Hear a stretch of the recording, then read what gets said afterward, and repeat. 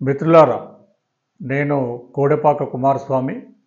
మనం ఈరోజు తెలుసుకునే అంశము తెలంగాణ రాష్ట్రంలో ఉన్నత విద్యా సంస్థలలో సీట్ల కోసం ముఖ్యంగా engineering, Pharm D, pharmacy, architecture, MBA, MCA ఇట్లాంటి ఉన్నత స్థాయి లా కోర్సులు ఎల్ఎల్బి కానీ ఎల్ఎల్ఎం కానీ ఇట్లాంటి ఉన్నత కోర్సులకు సంబంధించినటువంటి ఉన్నత విద్యలో సీట్లు రావాలంటే, కాలేజీలో సీట్లు రావాలంటే నాన్ లోకల్ కోటా ఇక్కడి నుంచి తెలంగాణ వాళ్ళకు మాత్రమే చెందే విధంగా ఇవాళ తెలంగాణ ప్రభుత్వము, గౌరవ ముఖ్యమంత్రి గారు, తర్వాత ప్రభుత్వము ఒక నిర్ణయం తీసుకొని రాష్ట్రపతి ఉత్తర్వులను సవరిస్తూ నిన్ననే జిఓఎంఎస్ నెంబర్ 15 జారీ చేస్తూ కొత్తగా మార్గదర్శకాలను జారీ చేసింది.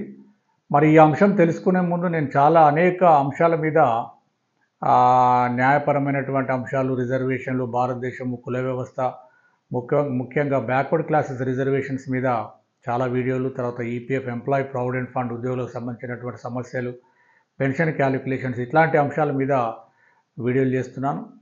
వేల మంది నా యొక్క ఛానల్ చూస్తున్నప్పటికీ సబ్స్క్రైబ్ చేయడం లేదు. తప్పకుండా ఈ ఛానల్ని సబ్స్క్రైబ్ చేసి మీకు నచ్చినటువంటి వీడియోలను మీ మిత్రులందరికీ కూడా షేర్ చేయాలని, ఇతర సోషల్ మీడియా మాధ్యమాలలో షేర్ చేయాలని విజ్ఞప్తి చేస్తూ, మనకి ఇలా తెలంగాణ ప్రభుత్వం ఇచ్చినటువంటి జిఓఎంఎస్ నెంబర్ 15 ప్రకారంగా ఈ సంవత్సరం నుంచి ఉన్నత విద్యలో ముఖ్యంగా ఇంజనీరింగ్ కోర్సులు కానీ, ఆర్కిటెక్చర్ కోర్సులు కానీ, ఫార్మసీ కోర్సులు, లా కోర్సులు, తర్వాత ఈ ఎంబీఏ, ఎంసీఏ, అదేవిధంగా ఈ వెటర్నరీ సైన్సెస్, బిఎస్సీ అగ్రికల్చర్ ఇట్లాంటి కోర్సులలో మాత్రము ఇక నుండి తెలంగాణ అంటే నా జీవోను సవరించడం జరిగింది. ఈ నాన్ లోకల్ స్థానికతను నిర్ధారించడానికి జీవోను సవరించడం జరిగింది. గతంలో ఉన్న జీవో ఏంటంటే, మనకు ఆంధ్రప్రదేశ్ పునర్విభజన చట్టం ప్రకారంగా 2014లో తెలంగాణ ఇటు ఆంధ్రప్రదేశ్ 2 రాష్ట్రాలు ఏర్పడినాయి. విద్యలో ఉన్నత విద్య మొత్తం కూడా 10 సంవత్సరాలు కామన్గా గతంలో ఉన్న నిబంధనల మేరకే అడ్మిషన్లు చేసి విద్యను అందించేవాళ్ళు. అది విభజన చట్టంలోనే ఉంది కాబట్టి 2024 వరకు, అంటే 2014 నుంచి 2024 వరకు ఆ నిబంధనలు కొనసాగినాయి. మరి ఈ మధ్య కాలంలో తెలంగాణ ప్రభుత్వం, ఎందుకంటే రాష్ట్రం ఏర్పరచుకున్నదే తెలంగాణ ప్రజల కోసము, తెలంగాణ విద్యార్థుల భవిష్యత్తు కోసం కాబట్టి, ఇక 10 సంవత్సరాలు అయిపోయింది కాబట్టి ఈ స్థానికత అంశం మీద ఉన్నటువంటి నిబంధనలను సవరించి ఈ నాన్ లోకల్ సీట్లను కూడా, అంటే స్థానికేతరకు సంబంధించినటువంటి 15%, అంటే local reservation 80%, non local reservation 15%. ఈ నాన్ లోకల్ సంబంధించినటువంటి స్థానికేతరకు సంబంధించినటువంటి నిబంధనలు కూడా సవరిస్తూ, స్థానికత అంశాన్ని కూడా నిబంధనలు సవరిస్తూ కొత్తగా జీవోను, అంటే మనకు రాష్ట్రపతి ఉత్తర్వులను సవరిస్తూ జీవో తీసుకురావడం జరిగింది. ఆ జీవో ఇమ్మీడియట్గా అమల్లోకి వస్తుంది. కానీ ఆ జీవోకు ఇప్పటివరకు రాష్ట్రపతి ఆమోదం తెలపకపోయినప్పటికీ ఆంధ్రప్రదేశ్ విభజన చట్టం ప్రకారం 10 సంవత్సరాల తర్వాత అటు ఆంధ్రప్రదేశ్ కానీ ఇటు తెలంగాణ కానీ నిబంధనలు మార్చుకునే అధికారం ఉంది కాబట్టి మార్చుకోవడం జరిగింది. జిఓఎంఎస్ నెంబర్ 15 ఇవ్వడం జరిగింది. ఇప్పుడు కొత్తగా ఉన్నటువంటి నిబంధనలు ఏందో మనం తెలుసుకునే ప్రయత్నం చేద్దాం. ఇప్పుడు కొత్తగా ఈ ఇంజనీరింగ్ కళాశాలలు కానీ ఇతరత్ర నేను చెప్పినటువంటి ఉన్నత విద్యా కోర్సులలో స్థానికత రిజర్వేషన్ రావాలంటే స్థానికత కోటా ఏ విధంగా చూస్తున్నారంటే, 6వ తరగతి నుంచి 12వ తరగతి వరకు ఇక్కడ చదివి ఉండాలి. ఏదైనా 4 సంవత్సరాలు చదివి ఉండాలి. ఫస్ట్ క్రైటీరియా ఏంటంటే, గతంలో ఏముందంటే 4 సంవత్సరాలు ఫ్రమ్ ద క్వాలిఫికేషన్, అంటే క్వాలిఫైయింగ్ ఎగ్జామ్ నుంచి 4 సంవత్సరాలు ఉండే గతంలో ఉన్నటువంటి నిబంధన.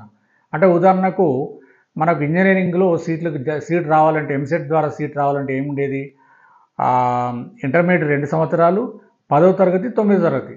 అంటే ఈ ఇంజనీరింగ్ చేయడం కోసం క్వాలిఫైయింగ్ ఎగ్జామినేషన్ ఏది, ఇంటర్మీడియట్ క్వాలిఫైయింగ్ ఎగ్జామినేషన్. అంటే ఇంటర్మీడియట్ ఎగ్జామినేషన్ కలుపుకొని 4 సంవత్సరాలు కనుక ఇక్కడ స్టడీ చేసినట్లయితే స్థానికంగా ఉన్నటువంటి రిజర్వేషన్ పొందే అవకాశం ఉన్నది, అంటే పొందే అవకాశం ఉండేది.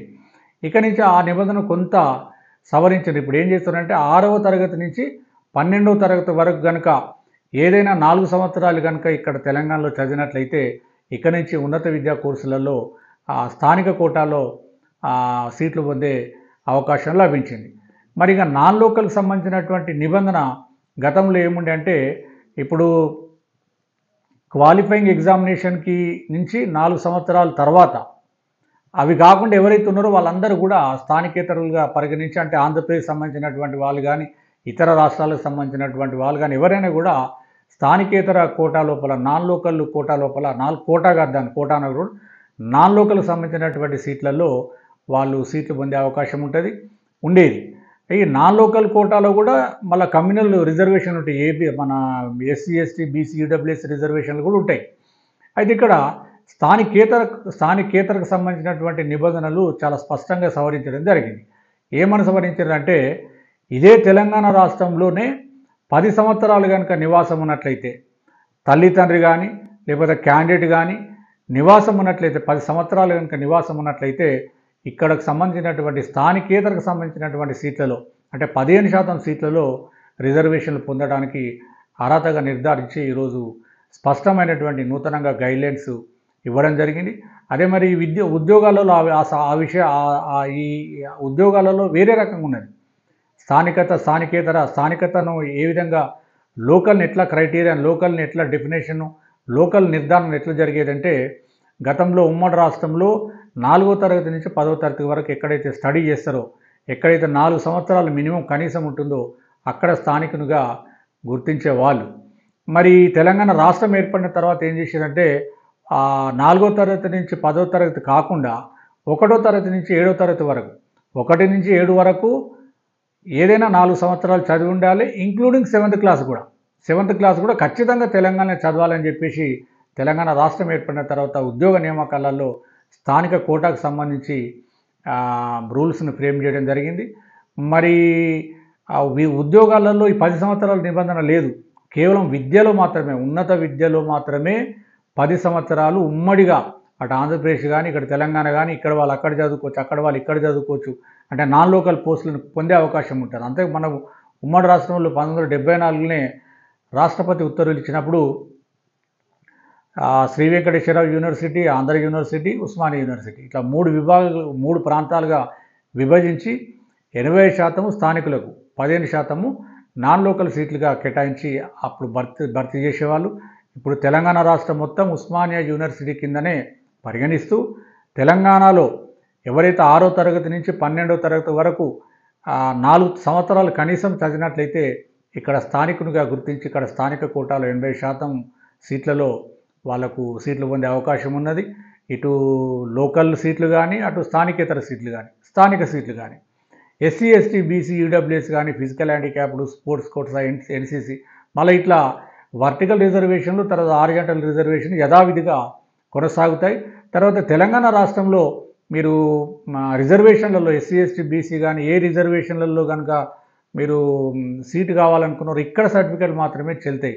వేరే రాష్ట్రాలకు సంబంధించినటువంటి సర్టిఫికేట్లు చెల్లవని చెప్పి చాలా స్పష్టంగా గతంలోనే కొన్ని సర్క్యులర్స్ వచ్చినాయి. మరి ఈ విధంగా స్థానికతకు సంబంధించి, అంటే ఉన్నత విద్యలో సీట్లు పొందడానికి స్థానికతకు సంబంధించినటువంటి నిబంధనలు సడలించడం, మార్చడం జరిగింది. అదేవిధంగా స్థానికేతర సీట్లు కూడా తెలంగాణ ప్రాంతంలో 10 సంవత్సరాలు కనుక నివాసం ఉన్నట్లయితే వాళ్ళు నాన్ లోకల్ సీట్లు పొందే అవకాశం ఉంది. లేదు, తెలంగాణలో 80% ఉన్నటువంటి స్థానికత ఆధారంగా పొందే సీట్లను మాత్రము 6వ తరగతి నుంచి 12వ తరగతి వరకు ఇక్కడ 4 సంవత్సరాలు కంటిన్యూగా చదివినట్లయితే ఈ మధ్యకాలంలో ఈ రాష్ట్రంగా పరిగణించి ఇక్కడ 80% రిజర్వేషన్లో సీట్లు పొందే అవకాశం ఉంది. ఈ విధంగా తెలంగాణ ప్రభుత్వము ఒక తెలంగాణ విద్యార్థుల భవిష్యత్తును దృష్టిలో పెట్టుకొని అటు రాష్ట్రపతి ఉత్తర్వులు ఇంకా ఇవ్వలేదు, అంటే ఇది కేంద్రానికి పంపించి అక్కడ కేంద్రం నుంచి రాష్ట్రపతికి వెళ్ళి రాష్ట్రపతి ఆమోదం కూడా పొందాలని కొంతమంది విమర్శలు చేస్తున్నారు. కానీ ఆంధ్రప్రదేశ్ పునర్విభజన చట్టం ప్రకారము 10 సంవత్సరాల తర్వాత నిబంధనలు మార్చుకునే అధికారం అటు ఆంధ్రప్రదేశ్ కానీ ఇక్కడ తెలంగాణకు కానీ ఉంది. కాబట్టి దాన్ని ఆధారంగా చేసుకొని ఇలా స్థానికతను ఏ విధంగా నిర్ధారించాలి, స్థానికేతర సీట్లను కూడా తెలంగాణ ప్రాంతంలో 10 సంవత్సరాలు నివాసం ఉన్న వాళ్ళకు మాత్రమే స్థానికేతర సీట్లను కేటాయిస్తూ ఇలా సవరిస్తూ GOMS నంబర్ 15 జారీ చేయడం జరిగింది. విద్యార్థులకు కానీ మిత్రులకు ఇంకేమైనా మీకు డౌట్స్ ఉన్నట్లయితే కామెంట్ రూపంలో అడగండి. నేను మీ డౌట్స్ని క్లారిఫై చేసే ప్రయత్నం చేస్తాను. మరొక్కసారి ఈ ఛానల్ని సబ్స్క్రైబ్ చేయని వాళ్ళందరూ కూడా సబ్స్క్రైబ్ చేయాలని విజ్ఞప్తి చేస్తూ ముగిస్తున్నాను. Thank you.